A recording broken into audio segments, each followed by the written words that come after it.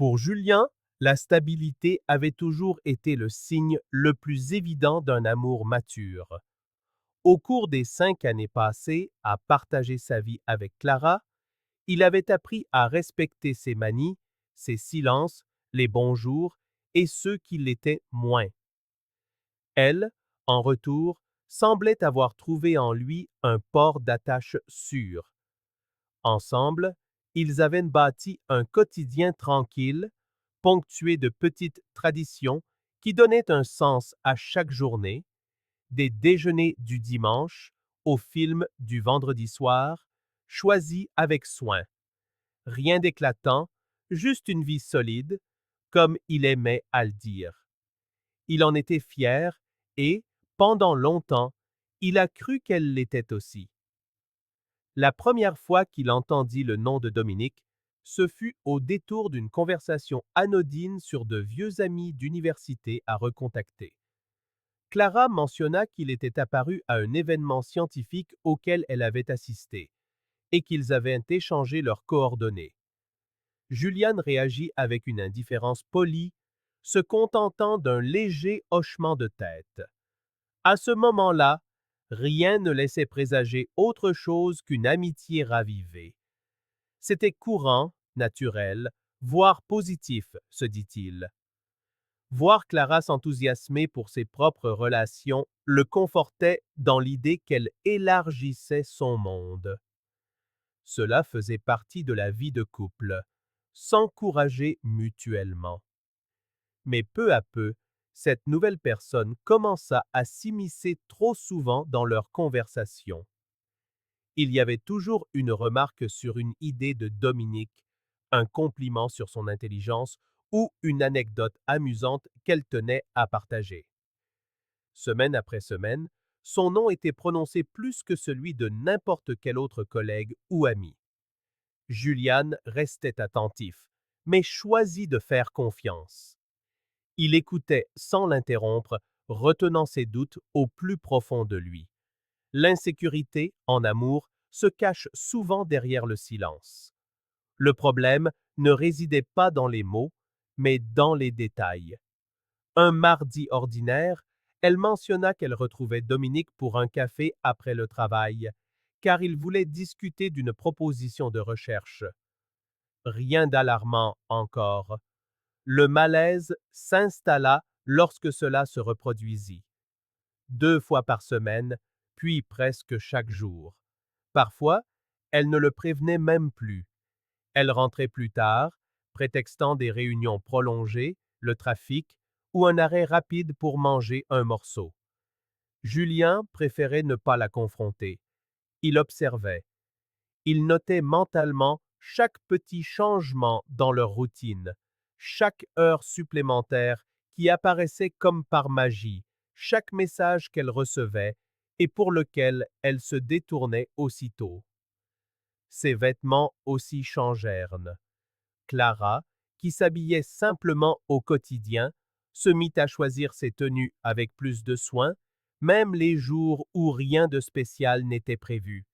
Il remarqua des parfums différents, un maquillage plus appuyé pour des journées ordinaires. Et chaque fois qu'elle disait qu'elle ne tarderait pas, elle restait dehors assez longtemps pour qu'il cesse de la croire. Pourtant, Julien prenait de profondes inspirations et tentait de rationaliser. Peut-être était-il simplement paranoïaque. Peut-être n'était-ce qu'une phase. Puis un soir, il vit Clara rire doucement devant son téléphone, tapant des messages avec des émojis en forme de cœur. Il finit par l'interroger. Il le fit avec prudence. Il lui dit qu'il se sentait un peu déconnecté d'elle, qu'il remarquait que son attention était ailleurs. Clara réagit avec impatience. Elle leva les yeux au ciel, jeta son téléphone sur le canapé et prononça la phrase qui allait devenir un refrain. Tu te fais des idées, ce n'est qu'un ami. Le ton était sec, comme si Julien avait commis un crime en doutant de la pureté d'une amitié. Dès lors, chaque fois qu'il abordait le sujet, il se heurtait à la même défense. parfois accompagnées d'irritation, d'autres fois de sarcasme et parfois d'un mépris non dissimulé. Clara commença à l'accuser de vouloir contrôler sa vie, d'être trop jaloux, d'étouffer sa liberté. Cela le blessait, non pas parce qu'il ne s'attendait pas à cette réaction, mais parce que tout ce qu'ils avaient construit semblait soudain s'effondrer à cause d'un étranger surgi de nulle part. Un étranger qui recevait plus de temps, d'attention et d'affection que l'homme qui était à ses côtés depuis des années. Julien tenta de se convaincre que ce n'était qu'une mauvaise passe. Il essaya d'être plus affectueux, plus compréhensif, plus patient. Il la surprenait avec des dîners, lui envoyait des messages pendant la journée. Clara le remerciait, mais avec la distance de quelqu'un qui agit par obligation. Et parfois, elle semblait même agacée par ses tentatives de rapprochement. Elle commença à cacher son téléphone, à le mettre en mode silencieux même à la maison. Elle changea même son mot de passe sans explication. Quand Julien demanda pourquoi, elle répondit qu'elle devait protéger des données professionnelles. Il se contenta d'acquiescer. Il était plus facile de feindre de la croire que de supporter une nouvelle dispute. Les nuits s'allongèrent. Julien se couchait et faisait semblant de dormir, tout en écoutant Clara rire doucement au téléphone dans le salon. Un matin, très tôt, il se leva pour boire un verre d'eau et la trouva sur le canapé, en appel vidéo avec Dominique. Elle inventa une excuse, quelque chose d'urgent à propos de leur projet. Il retourna se coucher sans un mot. Il réalisa que le pire n'était pas d'être trompé, mais d'être traité comme un étranger dans sa propre maison. Pourtant, il s'accrochait, essayait de trouver des explications plausibles, se cramponnait à l'espoir que tout cela n'était qu'une série de coïncidences. Mais les coïncidences commencèrent à former un schéma. Elle se mit à sortir seule le week-end, prétextant avoir besoin d'espace pour respirer. Et quand elle revenait, elle évitait toute démonstration d'affection. Les baisers devinrent de rapides pichenettes. Les étreintes se transformèrent en légères tapes sur l'épaule. Et les regards, ceux qui autrefois disaient tout, fuyaient désormais complètement les siens. Julien sentait quelque chose lui glisser entre les doigts, et il ne savait plus comment le retenir. Il craignait d'envahir son espace, de forcer les choses, de devenir le genre d'homme qu'il s'était juré de ne jamais être. Mais une douleur grandissait chaque jour, la douleur d'être invisible. Il était à ses côtés, mais ne faisait plus partie de sa vie. C'était comme vivre dans l'écho de quelque chose qui était déjà terminé, sans que personne n'ait le courage de le dire. Alors, il choisit le silence, non comme une fuite, mais comme une stratégie. Il comprit que tout ce qu'il dirait serait utilisé contre lui. À partir de ce moment, il écouta plus qu'il ne parla, observa plus qu'il ne réagit. Au fond de lui, une décision commençait à se former, encore floue mais ferme. Il savait que quelque chose devait changer, et cette fois, ce ne serait pas lui qui mendierait l'attention. Clara, sans s'en rendre compte, avait cessé d'être une partenaire pour devenir un mystère. Et Julien, épuisé de déchiffrer les excuses, commença à chercher des réponses ailleurs, loin des promesses vides, loin des justifications répétées, loin de cette phrase devenue une insulte à son intelligence. Ce n'est qu'un ami. Julien décida que si Clara se sentait libre de mentir, il méritait le même droit de chercher des réponses sans demander la permission. Il ne voyait plus l'intérêt de parler, d'expliquer ses sentiments ou de tenter de réparer quelque chose que lui seul semblait vouloir préserver. Cette phase de doute s'était transformée en une clarté douloureuse, et bien que cela fasse mal, il était prêt à affronter la suite. C'est alors qu'il se souvint d'Everett Collins, une connaissance d'enfance, aujourd'hui retraité de la police et travaillant discrètement comme détective privé. Il l'appela un après-midi, expliqua la situation en quelques mots et fixa un rendez-vous. Lors de leur rencontre, le regard de Julian suffit à Everett pour comprendre la gravité de la situation. Éviter les faux-semblants était un point commun qu'ils partageaient. Julian exposa précisément les faits, montra les captures d'écran qu'il avait sauvegardées, parla des rendez-vous répétés avec Dominique, du temps croissant que Clara passait hors de la maison, des alibis incohérents, des appels qui prenaient fin dès qu'il entrait dans la pièce. Everett écouta en silence, sans jugement, prenant des notes. En un peu plus d'une heure, le plan fut établi. Il suivrait Clara pendant quelques jours, documenterait chaque mouvement, enregistrerait tout et ne livrerait que les faits. Julien n'exigea aucune rapidité. Il voulait seulement la vérité, brute, sans filtre, sans fioriture. Il savait qu'une partie de lui espérait encore avoir tort, mais une autre, de plus en plus forte chaque jour, se préparait déjà à confirmer ce que son cœur refusait d'accepter. Les jours suivants, Julian s'efforça de maintenir sa routine. Il se levait tôt, allait au travail, rentrait, préparait le dîner. Clara, elle, s'en tenait à ses engagements professionnels. Elle souriait, disait qu'elle était débordée, mais son ton était plus léger que celui d'une personne surchargée. Parfois, elle oubliait de faire semblant d'être fatiguée. Elle rentrait trop énergique, trop heureuse, avec une étincelle dans les yeux qui ne lui appartenait plus. Julien voyait tout cela et feignait de ne rien remarquer. Il dormait dans le même lit, mais il ne la sentait plus à ses côtés. C'était comme vivre avec une invitée qui ne disait jamais au revoir. Pendant ce temps, Everett travaillait en silence.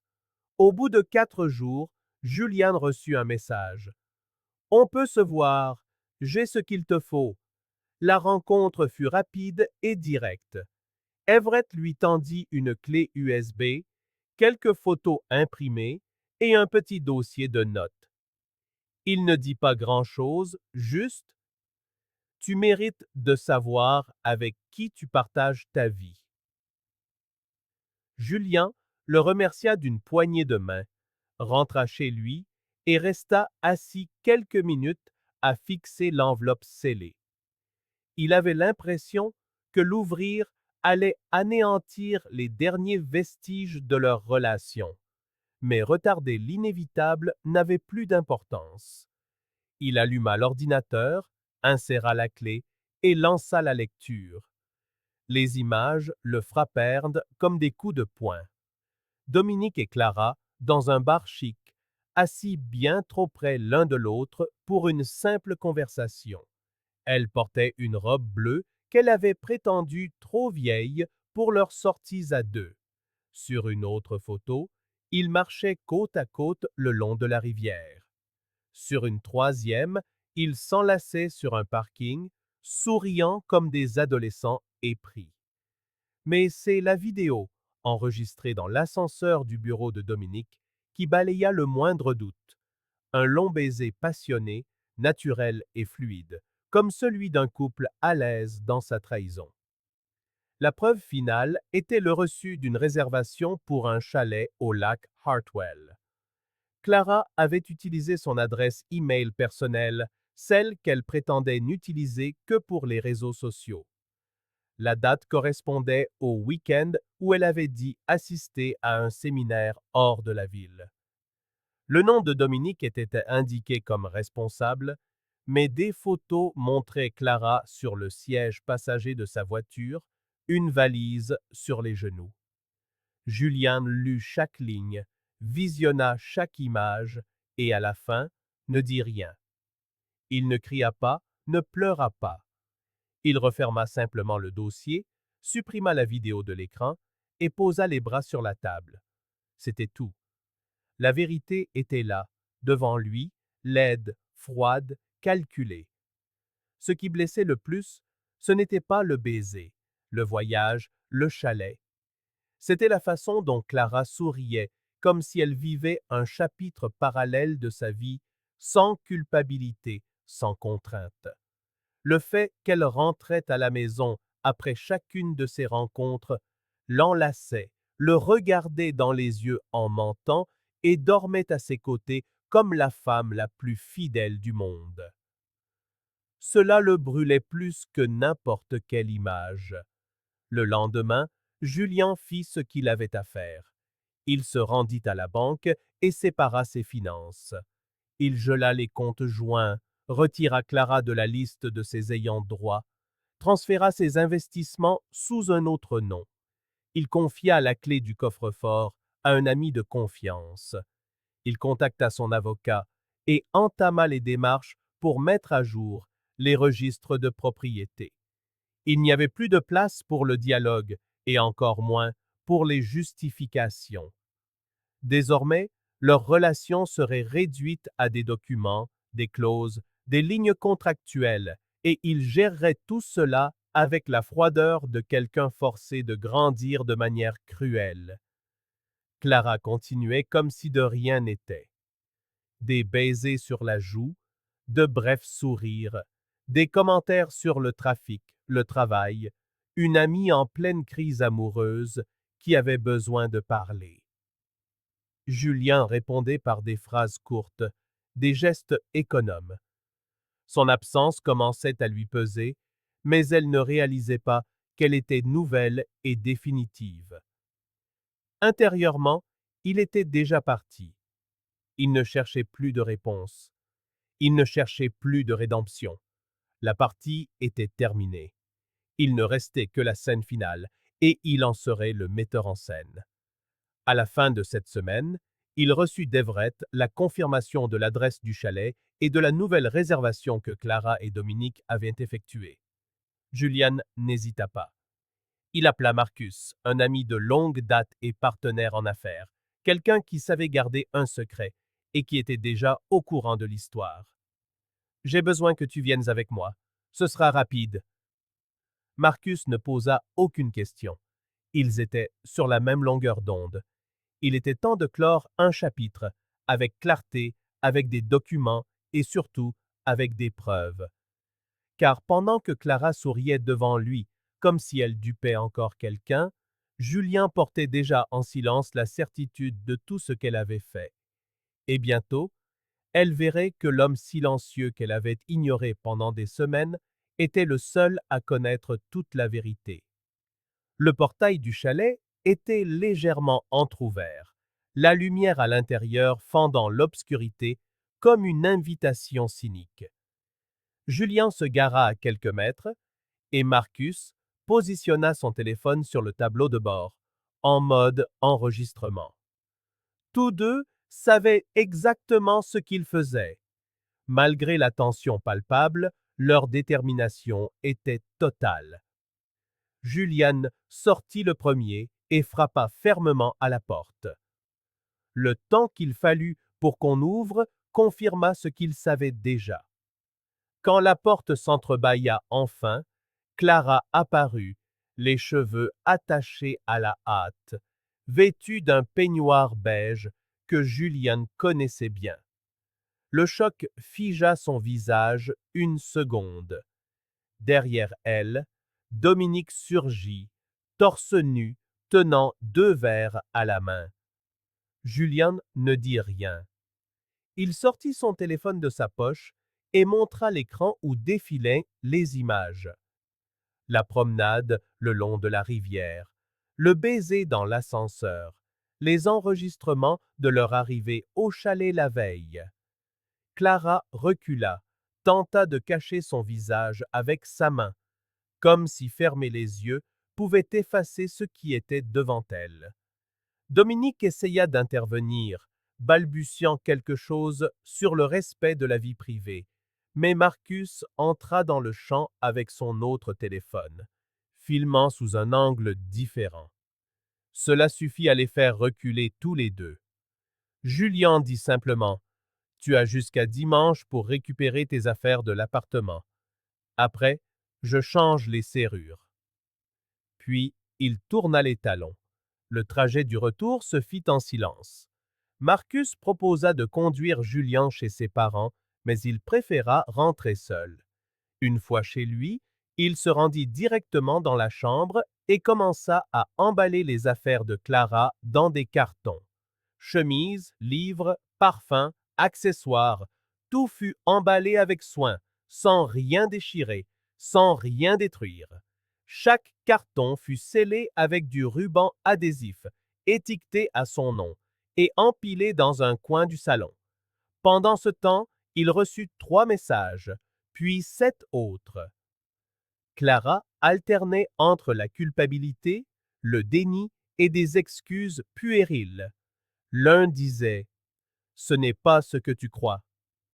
Julien le lut et le supprima. La tentative de reprendre le contrôle avait commencé, et il savait qu'elle serait longue. Le lendemain matin, Clara se présenta à l'appartement avec Viviane, sa mère, qui accusa immédiatement Julien de sexisme, de harcèlement, d'avoir monté un piège pour l'humilier. Julien resta silencieux. Il ouvrit la porte, désigna les cartons et dit qu'elle pouvait tout prendre. Viviane continuait de parler, le doigt accusateur, essayant d'attirer l'attention des voisins. Clara, quant à elle, semblait perdue entre les larmes et la colère, mais incapable de croiser son regard. Alors qu'elle transportait les cartons, Marcus arriva, cette fois pour s'assurer que rien ne serait emporté sans autorisation. En le voyant, Viviane se tut. Clara saisit le dernier carton et partit sans un mot. À partir de ce moment, la deuxième phase commença, la guerre du récit. En une semaine, Clara publia un vague message sur les réseaux sociaux, se présentant comme la victime d'une relation toxique, utilisant des hashtags sur l'abus émotionnel et la reconstruction. Beaucoup de ses amis commentèrent avec des mots de soutien. Certaines partagèrent même la publication. Julien reçut des messages de connaissances communes lui demandant ce qui s'était passé. Il répondit à tous avec le même texte. J'ai tout documenté. Si quelqu'un veut voir, je suis disponible.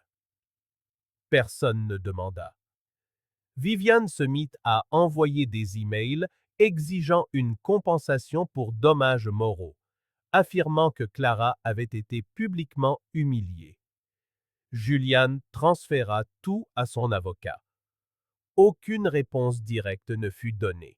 Au lieu de cela, les notifications se multiplièrent. Pénélope, la meilleure amie de Clara, qui avait servi d'alibi l'une des nuits où Clara était avec Dominique, se présenta à l'entrée de l'immeuble, les yeux pleins de rage. Elle se dit déçue, utilisée, et déclara qu'elle ne pardonnerait jamais à Clara.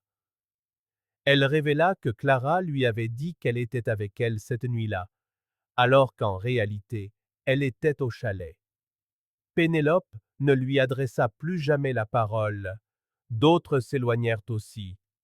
Un par un, ils réalisèrent que les faits ne corroboraient pas l'histoire de victime que Clara tentait de propager. Dominique disparut, cessa d'être mentionné, supprima les photos, retira les commentaires. Sans le soutien qu'elle attendait, Clara intensifia la pression. Elle tenta de contacter les collègues de Juliane, d'envoyer des messages aux membres de sa famille, cherchant n'importe quel moyen de le déstabiliser émotionnellement. Rien ne fonctionna. Julien resta de marbre. Il ne riposta pas, n'exposa aucun détail, se contentant de tout conserver, soigneusement documenté.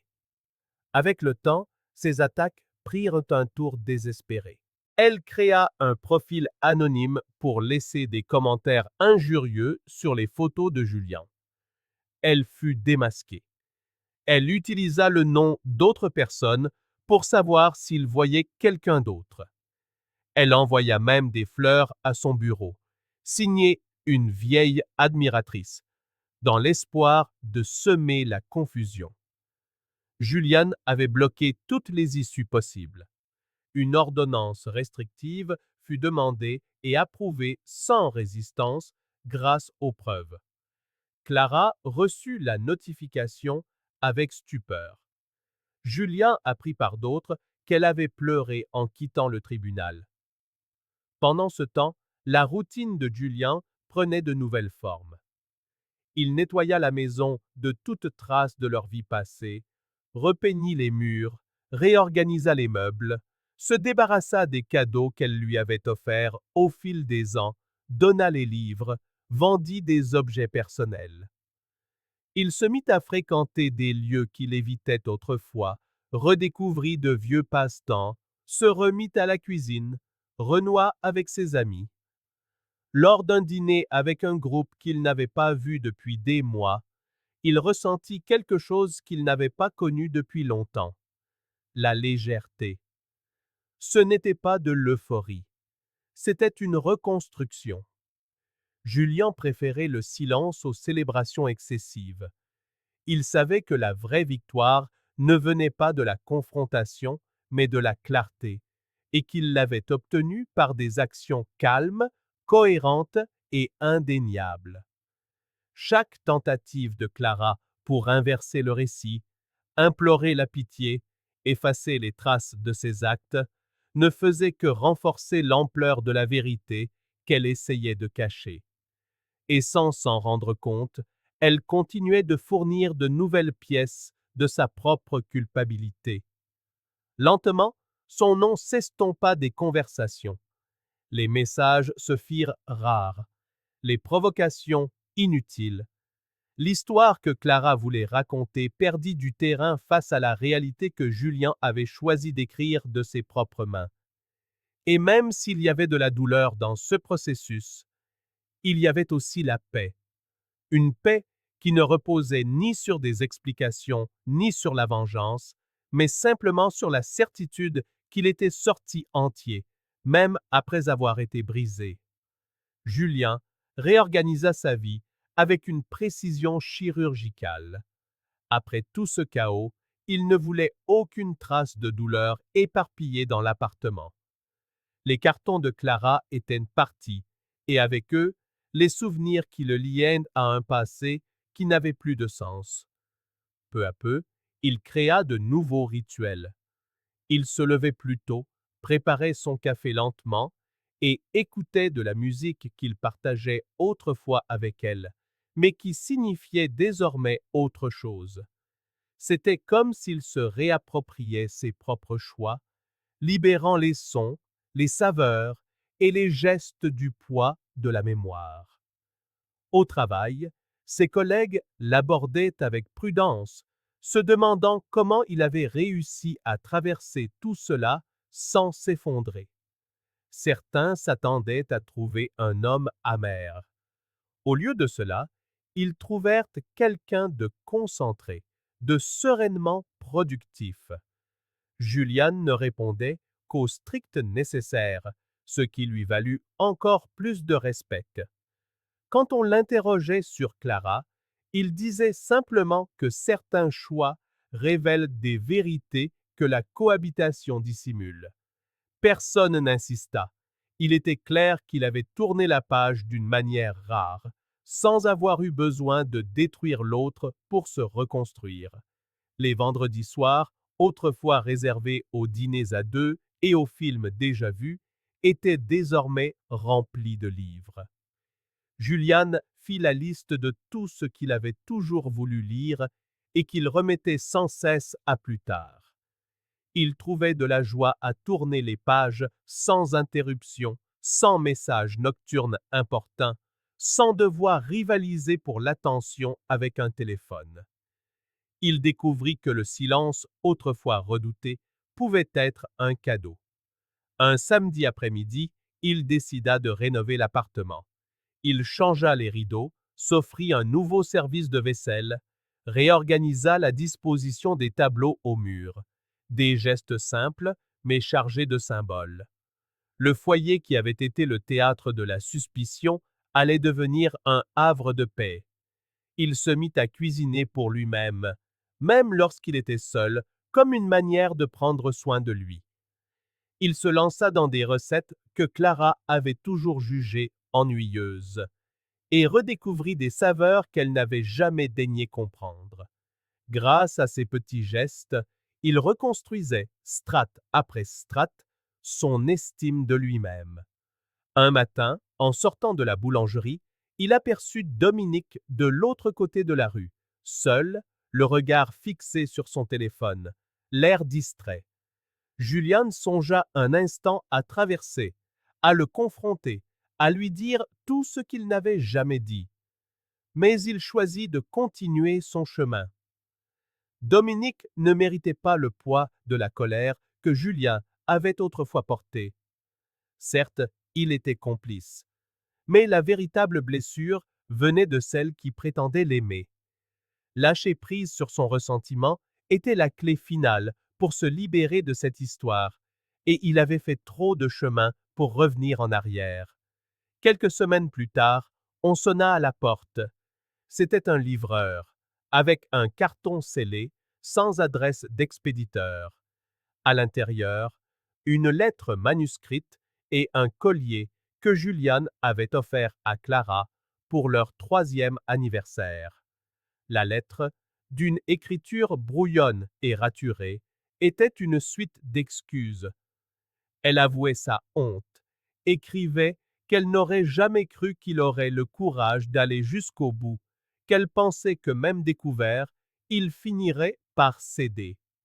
Elle ajoutait que son silence avait été plus dévastateur que n'importe quel cri. Julian plia la lettre soigneusement, la glissa dans un dossier et l'enferma au fond d'un tiroir qu'il ouvrait rarement. Quant au collier, il le porta chez un prêteur sur gage et, avec l'argent, s'acheta un appareil photo d'occasion. Cela faisait longtemps qu'il voulait se remettre à la photographie. Il avait désormais une nouvelle raison de quitter plus souvent la maison. Peu à peu, il se mit à faire de courtes escapades le week-end. Il visitait les villes voisines, flânait dans les marchés d'artisans, explorait des cafés discrets. Il postait parfois des photos sur les réseaux sociaux, accompagnées de légendes simples, ne faisant jamais allusion au passé. Les gens commencèrent à s'intéresser à ces clichés, et certains lui suggérèrent de créer un profil dédié. Il le fit sous un nom d'emprunt, sans jamais révéler son identité. Le fait de voir des inconnus commenter et partager ces images était, d'une certaine manière, une forme de validation silencieuse. Il n'était plus l'homme trahi. Il était celui qui avait fait d'une rupture le point de départ d'un nouveau chemin. Lors d'une de ces escapades, alors qu'il photographiait dans un petit village, une femme âgée s'approcha et loua sa patience à régler la mise au point de l'appareil. Elle lui confia que son mari était décédé et que, depuis, elle voyait la beauté là où les autres ne regardaient plus. Julian sourit, et ils parlèrent longtemps. Elle ne connaissait pas son histoire, mais elle prononça une phrase qui résonna en lui pendant des jours. La douleur que l'on accueille sans se presser devient sagesse. Il la remercia d'une poignée de main et continua sa route. Il n'avait rien à expliquer. Quelque temps plus tard, Clara fit une dernière tentative pour le contacter, envoyant un court message. « Je voulais juste savoir si tu vas bien. » Julian le lut, marqua une pause et l'archiva. Il comprit que ce n'était qu'une façon de plus de sonder le terrain, de tirer sur un fil qu'il avait coupé. Elle espérait une réponse, même conflictuelle, mais il était désormais trop en paix avec lui-même pour accorder la moindre place à celle qui avait tout détruit avec tant de légèreté. L'ignorer n'était pas un manque de respect, c'était de l'autoprotection, une limite claire et définitive. Au dîner d'anniversaire de sa sœur, Julian porta un toast inattendu. Il remercia ses proches pour leur soutien durant l'année écoulée, ajoutant qu'il avait appris que la vérité se révèle parfois, non pas quand on cherche des explications, mais quand on apprend à observer. Sa mère le serra dans ses bras, émue. Tout le monde connaissait la douleur qu'il avait endurée, mais personne ne l'avait jamais vu jouer la victime. Julian ne voulait pas qu'on se souvienne de lui, comme de l'homme qui avait été trompé. Il voulait qu'on se souvienne de celui qui s'était reconstruit en silence. Le soir même, chez lui, il contempla un autoportrait pris dans le miroir. Il avait l'air différent. Plus mince, une barbe de quelques jours, un regard calme. L'homme sur la photo avait survécu à une guerre, mais n'en portait pas les stigmates. C'était quelqu'un qui avait perdu tout ce qui était faux pour gagner tout ce qui était vrai. Cette absence de bruit, d'urgence, de déséquilibre, c'était suffisant. Quand une nouvelle voisine emménagea dans l'appartement d'à côté, il l'aida à porter quelques cartons. Ils échangèrent des sourires, discutèrent de tout et de rien, et rirent d'une blague sans prétention. Elle le remercia en lui offrant un café et confia que les voisins aimables lui manquaient. Julien accepta le café, mais ne donna pas son numéro. Non qu'il se soit fermé à de nouvelles rencontres, mais il avait appris l'importance de laisser le temps faire les choses. Se précipiter avait déjà causé trop de dégâts, et en ce dimanche tranquille, assis à sa table, une tasse à la main, il comprit. Le jour où il avait dit à Clara « Tu as raison » n'était pas un aveu de faiblesse. C'était l'instant précis où il avait décidé de cesser de se battre pour une histoire qui n'existait plus que pour lui. Cette simple phrase avait été une ligne de partage des eaux. À cet instant, il avait cessé d'être le prolongement de la douleur d'un autre pour devenir l'auteur de sa propre histoire. Nulle amertume en lui, seulement la paix. Et pour la première fois depuis longtemps, il était exactement là où il voulait être. Merci d'avoir regardé cette vidéo. Si elle vous a plu, n'oubliez pas de vous abonner à la chaîne et d'activer les notifications pour ne manquer aucune nouveauté. À la prochaine!